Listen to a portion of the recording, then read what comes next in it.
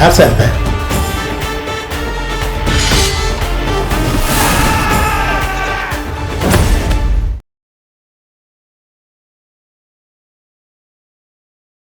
சரி, இந்த படமும் வந்து என்னென்னா ட்ரைலர்லாம் ரொம்ப நல்லா இருந்தது. சிவாஜி மாதிரி நடிக்க ஆரம்பிச்சிட்டா சரத்குமார். நம்ம வீடு இல்லை, பசங்க 2 பேரும் படிக்க வைக்கணும், வீட்டு எப்பா இங்கே இருக்கணுமாப்பா, நம்ம பெரிய வீட்டுக்கு போனோம்பா, வாடகை வீட்டில் இருக்கணுமாப்பா அப்படின்னு ஆரம்பத்துலேருந்தே பேச ஆரம்பிச்சிட்டாங்க. ஆனால் இந்த இவங்க எடுத்துக்கிட்ட விதம் இருக்கு பாருங்கள், ஐயோ சாமி. படம் ஃபுல்லாகவே நமக்கு வந்து ஒரு எல்லாமே இப்போ ஏன்பா நடிக்கிறீங்க, ஐயோ.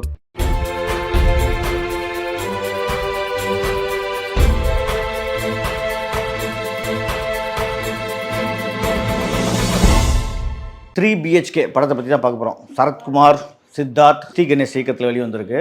சரி, இந்த படமும் வந்து என்னென்னா ட்ரைலர்லாம் ரொம்ப நல்லா இருந்தது. சித்தார்த், சரத்குமார்லாம் இருக்காங்க, தேவியன் இருக்காங்க, எல்லாமே ரொம்ப நல்லா இருக்குன்னு தான் நம்ம அவளோட எதிர்பார்த்து போனோம். ஆனால் எதிர்பார்த்து போய் உக்காந்தோடனே நமக்கு சரியான ஆப்பு மேலே ஆப்பு. என்னென்னா படம் ஆரம்பத்துலேருந்து சிவாஜி மாதிரி நடிக்க ஆரம்பிச்சிட்டா சரத்குமார். இயக்குனர் சொல்லிட்டாருன்னு தெரியல, சார் ரொம்ப அழட்டிக்காதீங்க சார், ரொம்ப நீங்கள் வந்து ஒரு குடும்பத் தலைவனாக எல்லோரும் இப்படியா இருப்பாங்க, அடா கடவுளே. அவர் வந்து ஒரு அக்கௌண்டண்ட்டாக ஒர்க் பண்ணுவார். இந்த ஒரு சில படங்களை பார்த்திங்கன்னா அப்படியே மெல்லமாக நடப்பாங்க, மெல்லமாக உட்காருவாங்க, மெல்லமாக எழுந்துக்குவாங்க, மெல்லமாக படிப்பாங்க, மெல்லமாக பார்ப்பாங்க இல்லையா. அதே மாதிரி ஆரம்பமே நமக்கு அவ்வளோ ஸ்லோவாக இருந்தது. நம்ம அந்த ஹாரர் வேறு போட்டாங்க, சோகமான ஹாரர். குடும்ப கஷ்டம், நம்ம வீடு இல்லை, பசங்க 2 பேரும் படிக்க வைக்கணும், வீட்டு எப்பா இங்கே இருக்கணுமாப்பா, நம்ம பெரிய வீட்டுக்கு போனோம்பா, வாடகை வீட்டில் இருக்கணுமாப்பா அப்படின்னு ஆரம்பத்துலேருந்தே பேச ஆரம்பிச்சிட்டாங்க. பேசுகிறாங்க. இந்த 3 பெட்ரூம் வாங்கணும், அதான் 3 பிஹெச்கே 3 பெட்ரூம் இருக்கிற ஒரு வீடு வாங்கணும். சரத்குமாருக்கு ஒரு, தேவயானிக்கு ஒரு வீடு, சித்தார்த்துக்கு ஒரு வீடு, தங்கச்சிக்கு ஒரு வீடு, இந்த மாதிரி ஆரம்பத்திலே சொல்லுவாங்க. கடைசி வழி இந்த 3 ரூம் உள்ள ஒரு வீடு வாங்கினாங்களா இல்லையா, இதுதான் இந்த படத்தோட கதை. ஆனால் இந்த இவங்க எடுத்துக்கிட்ட விதம் இருக்குது பாருங்கள், ஐயோ சாமி. ஒரு மனுஷனுக்கு கஷ்டம்னு ஒன்று இருக்கும். ஏன்னா உலகத்தில் இருக்கிற எல்லாருக்குமே கஷ்டம், பணக்காரனுக்கு ஏழைக்கு எல்லாருக்குமே ஒரு கஷ்டம்னு ஒன்று இருக்கும். ஆனால் அந்த கஷ்டத்தை இப்படியே போட்டு புழிஞ்சு நெஞ்சு நக்கிறது. நமக்கெல்லாம் வந்து நம்மளே ஒரு 2 மணி நேரம் ஒரு என்டர்டெயின்மெண்ட். சினிமான்றது ஒரு என்டர்டெயின்மெண்ட். சினிமாவுக்கு எதுக்கு பார்க்க வரோம்? இப்போ இதுதான், இப்போ நான் கொஞ்சம் முன்னாடி தான் பறந்து போய் பேசினேன். அவ்வளோ பாசிட்டிவிட்டி, ஓகேங்களா. ஃபஸ்ட் ஹாப் வந்து வேறு லெவல், செகண்ட் ஹாப் கொஞ்சம் ஸ்லோவாக இருந்தாலும் நமக்கு நெருக்கமாக பிடிக்குது. அதுக்கு காரணம் என்னென்னா அவ்வளோ எனர்ஜி, பாசிட்டிவிட்டி இருக்குது. இதில் சரத்குமாருக்கு சோகம், சரத்குமார் வீடு வாங்கலான்னு பார்ப்பார், அப்புறம் பையனை படிக்க வைப்பார், திருப்பி காலேஜ் கட்டுவார், அந்த பணத்தை காலேஜ் கட்டுவார், திருப்பி இவருக்கு ஒரு ஹார்ட் அட்டாக் வரும், அந்த பணத்தை செலவு பண்ணுவார், திருப்பி அந்த பொண்ணுக்கு கல்யாணம் பண்ணுவார், அந்த பணத்தை எடுத்து செலவு பண்ணுவார். இதெல்லாம் வந்து ஒரு மனிதனோட இயல்பு, இயற்கை. பொண்ணுக்கு கல்யாணம் பண்ணணும், பையனுக்கு கல்யாணம் பண்ணணும், வீடு வாங்கணும், இதெல்லாம் ஒரு இயற்கையான ஒரு விஷயம், இயல்பான விஷயம். அது எப்படி வந்து யதார்த்தமாக லைவாக அவன் முன்னேறினா, வாழ்க்கையில் எப்படி ஜெயிச்சா தான் நம்ம சொல்லணும்.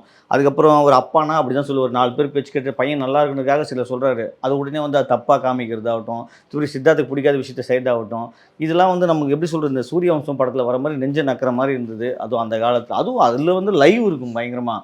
ஏதாவது வீடு படம் வந்து எத்தனையோ பழைய படம் வீடெல்லாம் பார்த்துருக்கோம், அதுலலாம் இதே மாதிரி தான் லைவாக இருக்கும். ஆனால் இதில் அது லைவில் இல்லை, எல்லாம் ஆர்டிஃபிஷியல் இன்டெலிஜென்ஸ் நடிக்கிற மாதிரியே இருக்குது.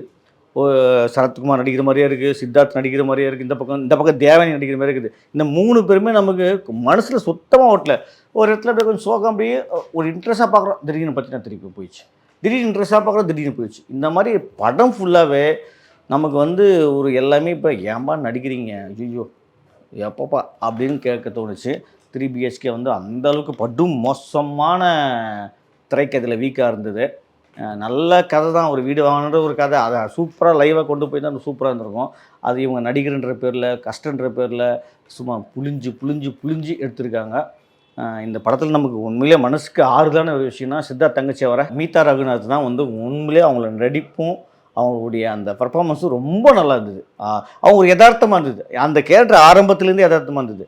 சரத்குமாரும் தேவயானியும் சித்தார்த்தும் எப்படி ஒரு ஆர்டிஃபிஷியல் மாதிரியே நடித்தாங்களோ, ஆனால் அந்த மீரா ரகுநாத்துடைய நடிப்பும், அந்த அப்பா கிட்டே பேசுகிற டோன் ஆகட்டும், அவங்க படிக்கிற விஷயமாகட்டும், கல்யாணத்துக்கு அப்புறம் அவங்க வந்து கஷ்டப்படுறதாகட்டும், எல்லாமே அது டோன் நல்லா இருந்தது.